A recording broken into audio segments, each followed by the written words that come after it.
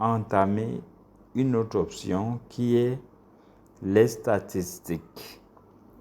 Vous savez, je considère les statistiques comme étant la partie la plus importante. Pourquoi?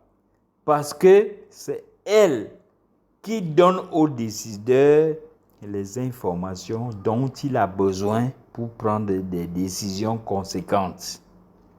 C'est la partie décisionnelle. Alors qu'avant, nous étions dans la partie opérationnelle. Donc, sans plus attendre, nous allons simplement cliquer sur client. Je préfère aller beaucoup plus doucement parce que c'est très important. Voilà, je clique là sur ce bouton client. Alors, quand je clique sur client, il me propose 3 onglets. Vous voyez, j'ai cet onglet. Excusez, je vais prendre plutôt la flèche pour être beaucoup plus clair. Voilà. Recherche. J'ai l'onglet recherche, j'ai l'onglet facture et j'ai l'onglet commande. Alors, je vais cliquer sur l'onglet recherche. Alors, cet onglet me présente les critères de recherche. C'est-à-dire, qu'est-ce que je veux avoir, qu'est-ce que je veux interroger dans ma base de données. Vous voyez, j'ai plusieurs critères de recherche. J'ai premièrement la période de commande, j'ai la période de facture, j'ai commande. Bon, je vais d'abord enlever ça pour que nous voyons bien. Donc, j'ai l'option commande qui a des sous-options. Voilà. J'ai commande facturée, commande non facturée et tous. J'ai également cette option qui a des sous-options, soldées, non soldées et tous. C'est-à-dire, je veux par exemple les factures qui ont été soldées ou bien les factures qui n'ont pas été soldées. Ça dépend de la question que vous voulez poser à la base de données.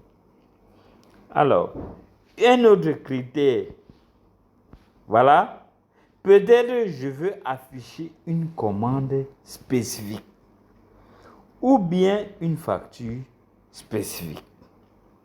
Là, parce que quand je clique dessus, vous voyez que j'ai toutes les factures. Quand je clique sur commande, j'ai toutes les commandes.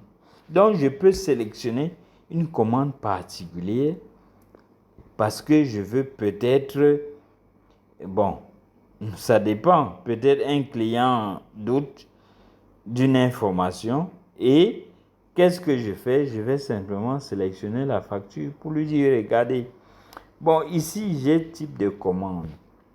Ça, c'est pour catégoriser les commandes. Voyez, si je clique dessus, cliquons dessus. Vous voyez, j'ai commande client, commande fournisseur, j'ai des emprunts, j'ai des prêts. Une fois de plus, je précise qu'il s'agit des types par défaut, des types prédéfinis, autant pour moi. Il est aussi possible à l'utilisateur de paramétrer des types personnalisés. Si nous avons le temps, nous allons faire un petit clin d'œil là-dessus. Nous avons type facture également. Vous voyez, quand je clique dessus, j'ai facture client, facture fournisseur, emprunt, prêt. Voilà. Bon, faisons un exemple. Je vais par exemple afficher. Je vais dire non précisé. Bon, déjà, il me semble important de nous préciser. Vous voyez, quand je clique sur ce bouton, en fait, ce sont des périodes prédéfinies. Je peux prendre aujourd'hui, hier, semaine en cours. En fait, ça évite à l'utilisateur d'aller lui-même sélectionner la période. C'est souvent fastidieux. Si je veux, par exemple, année en cours, je clique simplement là, sur année en cours. Vous voyez, il me dit 1er janvier jusqu'au 27 février. C'est ça l'année en cours. Si je dis non précisé, je clique sur non précisé. Alors, comme j'ai dit tout à l'heure, je vais afficher les factures d'aujourd'hui. Comme ça, ici, je vais vider le type de commande. Vous voyez? Et qu'est-ce que je fais? Je dois cliquer sur l'onglet facture, pas sur l'onglet commande. Pourquoi? Parce que je recherche les factures et non les commandes. Donc, je clique sur l'onglet. Vous voyez, il m'affiche la liste de toutes les factures d'aujourd'hui. Vous remarquez qu'il y a la facture de tout à l'heure. 25 FC16. C'est la facture que nous avons créée tout à l'heure. Et avant cette démo, j'avais créé d'autres factures, c'est ce que vous voyez. Alors, je reviens sur la recherche. Regardez, je vais maintenant, je veux qu'il m'affiche rien que la facture de tout à l'heure. Je clique là et je clique sur facture, autant pour moi. Je cherche FC16. Voilà FC16. Vous voyez, quand je vais prendre facture, il ne m'affiche que l'unique facture créée aujourd'hui. Donc, la dénomination est 25 FC16. Vous voyez? Bon, maintenant, je peux sélectionner cette facture et lui dire, par exemple, affiche-moi la liste des paiements. La liste des paiements de cette facture. Alors, voilà le bouton. Liste de paiements. Alors, je clique simplement dessus. Vous voyez, rappelez-vous que j'avais fait un paiement de 10 000, de 5 000, de 61 000. Et je peux à tout moment revenir sur les états. Par exemple, je vais revenir sur l'état de 5 000. Je sélectionne et je vais cliquer sur imprimer. Alors, il va me lancer, n'est-ce pas, l'état de cette facture. Je zoome. Vous voyez, il me rappelle toujours le total TTC qui est de 76 398. Et ce que j'avais payé, 5 000. Alors, venons ici en haut. Vous allez voir qu'il me rappelle, il me dit facture du 27 à 14h50. Payez-le. Il me rappelle, c'était le 27 à 14h59. Donc, vous voyez, vous avez tous les éléments, n'est-ce pas, pour, n'est-ce pas, rappeler l'historique de vos données. Bon, je ne vous ai pas expliqué. Ici, vous avez un logo qui s'affiche. En fait, c'est le logo que nous avons, n'est-ce pas, introduit. Nous allons vous montrer, n'est-ce pas, la provenance ou la source. Alors, ici, bon, je vais vous montrer un élément important. Je vais sur client.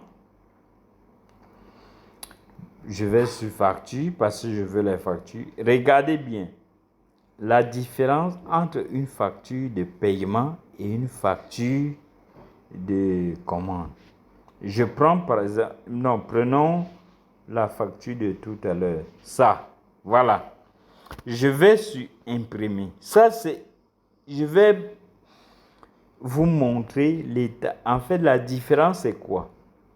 Voilà, vous voyez déjà la différence. Ça, c'est l'état global. Ce n'est plus l'état d'un paiement particulier, comme tout à l'heure. Vous voyez, c'est pour ça qu'il me dit ici, payer totalement la présente facture à la somme de, il vous donne C'est ça la différence. Et vous voyez que ici, il ne me met plus payer le A. Non, parce que ici, c'est la facture globale. C'est-à-dire c'est la facture totale. Vous savez qu'une facture a plusieurs paiements, a plusieurs sous-paiements. Et par rapport à cette facture, il y avait 3 paiements. Mais ici, ce n'est plus la facture d'un paiement, mais c'est la facture globale. Alors, je vous avais promis de vous amener au niveau du paramétrage. Le paramétrage de l'application, c'est simplement ces boutons. Alors, je vais simplement cliquer dessus. Voyez, voilà les paramètres.